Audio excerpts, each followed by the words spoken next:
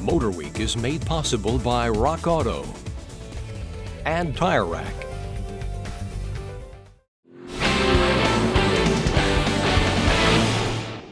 Despite producing a slew of cars that are both more attainable and more livable than ever, like the Sports Series 570S we track tested last spring, McLaren obviously still feels they have more work to do. Thus, this 570GT has arrived. Now, it's the closest they've come yet to building a true grand touring machine. But in doing so, have they made it less of a McLaren?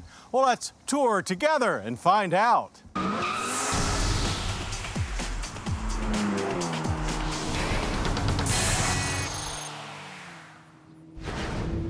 McLaren, the British specialty purveyor of ultra-high-performance cars, is once again expanding their lineup with a new Sports Series model, this 2017 570GT.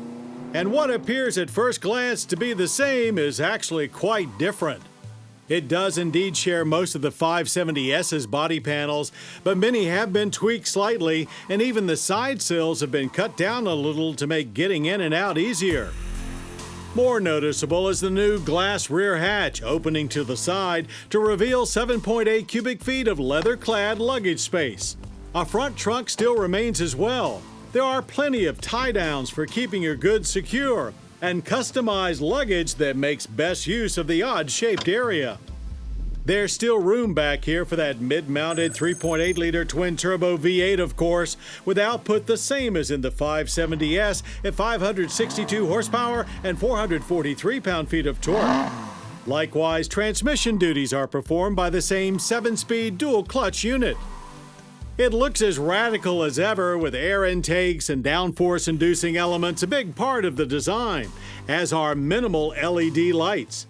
There's plenty of supercar spec exposed carbon fiber and, of course, McLaren's signature dihedral doors.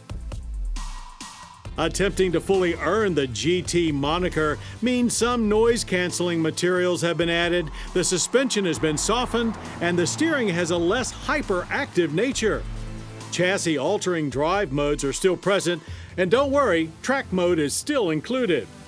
And while this McLaren remains a true driver's car in every sense, giving you tremendous feel, that feel is vastly different than in the 570S.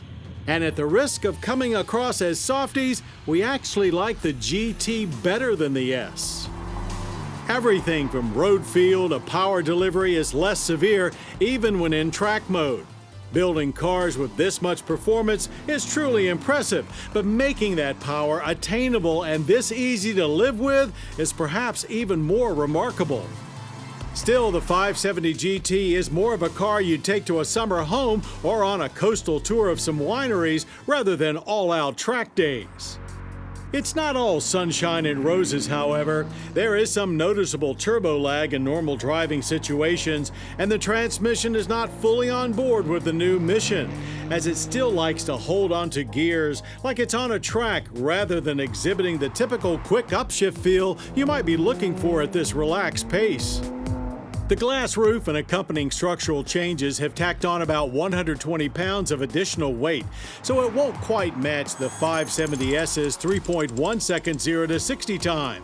But trust us, you'll be fully enjoying your time inside this car and in no particular hurry to get to where you're going or to get out of the car once you get there. That's because the atmosphere inside is loads more inviting. There's a lot less exposed carbon fiber, now covered with more carpeting and soft-touch materials, as well as just an overall feel of being a real car and not a street version of a race car. Seats, though still firm, are much more comfortable, covered in more luxurious leather, and have far less aggressive bolstering. The glass roof is higher than the 570S's, so there's more headroom, and it allows a lot of light in, making it feel roomier still. But that light can be too much at times, as there's no shade for covering it. The central control area with minimal switches and a mostly touchscreen interface carries over directly from the 570S. Likewise, the highly configurable gauge panel carries straight over, nestled behind this gloriously control-free steering wheel.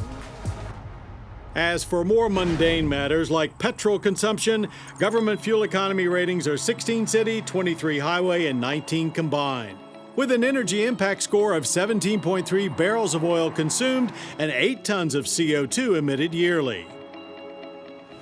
And if you're curious about price, well, the 570GT's additional comfort and user-friendliness comes at a cost of $14,050 over a 570S for a modestly exotic sticker of $201,450. With the 2017 570GT, McLaren continues to grow their lineup, now attractive to luxury-oriented high rollers as well as the track day faithful.